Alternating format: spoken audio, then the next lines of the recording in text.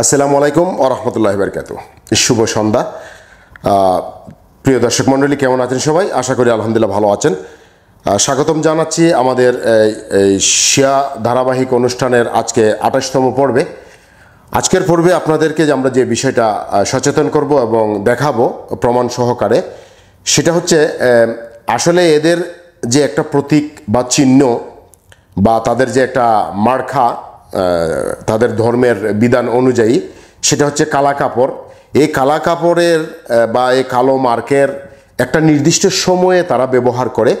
আর এটা কোন অর্থে ব্যবহার করে এবং এটা করলে কি হয়, তাদের কি ফায়দাটা এবং কি করণীয়, এই বিষয়ে আজকে আমরা ছোট্ট একটা প্রতিবেদন নিয়ে আপনাদের সামনে উপস্থিত হয়েছি। স্ক্রিনে লক্ষ্য করুন দর্শক মণ্ডলী, আমরা আগে তার কথাটা শুনি, তারপরে আমরা বাকি ২-১ মিনিট আপনাদের সাথে আলোচনা করে শেষ করবো ইনশাআল্লাহ।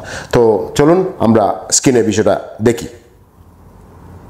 এই কালো পোশাক যেটা আমরা পরি, যদি আমরা মনে করি না কালো পোশাকে আমাদের জন্য আজাদারি, এই পোশাকের যদি একবার কদর বুঝে, দেখেন এই পোশাকের কদর এইভাবে বুঝতে হবে। কালো জামা না, এটা আমরা আশা করব যদি একবার গুরুত্ব বুঝি যে আমার কাফনের সঙ্গে যেন কালো পোশাক যায়, যে পোশাক দিয়ে আমি আজাদারি করেছি। আবার একটু টান্না দেন। যদি একবার গুরুত্ব বুঝি যে আমার কাফনের সঙ্গে যেন কালো পোশাক যায়, যে পোশাক দিয়ে আমি আজাদারি করেছি। বিষয়টা নোট করেন, পরে আলোচনা করতেছি। সেই কালো কাপড়ের কদর যদি আমরা দিতে পারি, তাহলে আমি একজন বড় আজাদার, বড় একজন আলিম দ্বীন। একটা কথা একটু টাইনে দেই, তাহলে আমি একজন বড় আজাদার, বড় একজন আলিম দ্বীন। কালা কাপড় পরিধান করা বড় একজন আলেমের দিন। ওকে, আয়াতুল্লাহ মারাশি নাজিফি সমস্ত মাওলানা চিনে।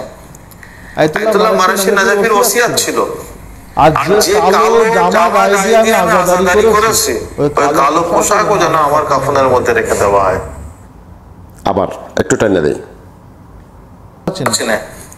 আয়াতুল্লাহ মারাশি নাজিফির ওসিয়াত ছিল, আর যে কালো জামা গায়ে দিয়ে আমি আজাদারি করেছি, ওই কালো পোশাকও যেন আমার কাফনের মধ্যে রেখে দেওয়া হয়, কারণ আমি সৈয়দুশ শুহাদার আজাদারি করেছি।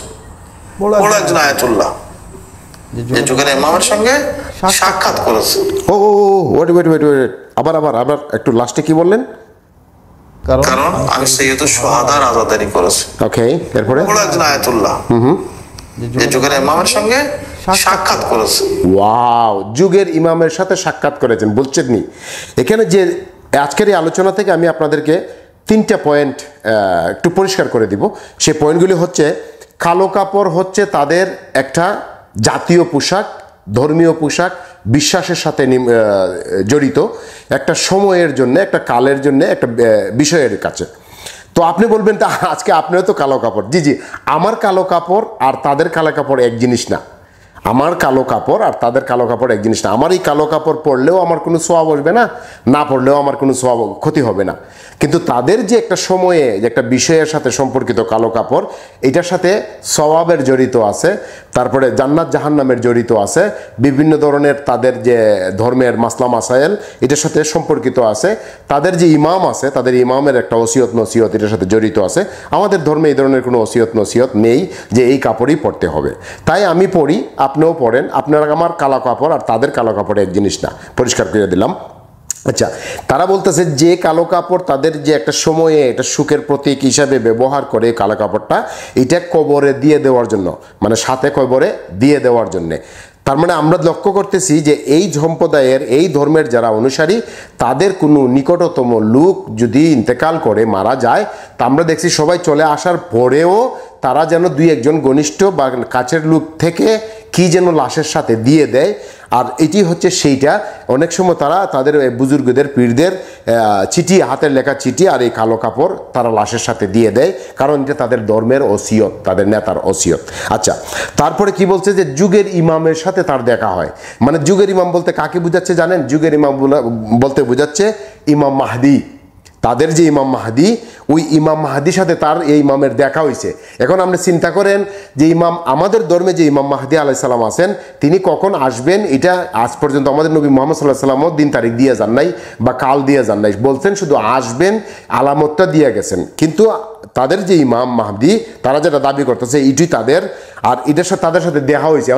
তো আজকে আশা করি বিষয়টা পরিষ্কার করে দিলাম যে কালো কাপড় কিসের প্রতীক এবং এটা কেন, এর ফায়দা কি, কি কারণে তারা ব্যবহার করে। আমি কি বিষয়টা বুঝাইতে পারলাম? আল্লাহ সুবহানাহু ওয়া তাআলা সবাইকে বুঝার তৌফিক দান করুক, আল্লাহুম্মা আমিন। আজ এই পর্যন্তই, আবারও দেখা হবে অন্য আরেকটা প্রসঙ্গে। সেই পর্যন্ত আল্লাহ সুবহানাহু ওয়া তাআলা সবাইকে ভালো রাখুক, সুস্থ রাখুক, এন্ড গুড বাই।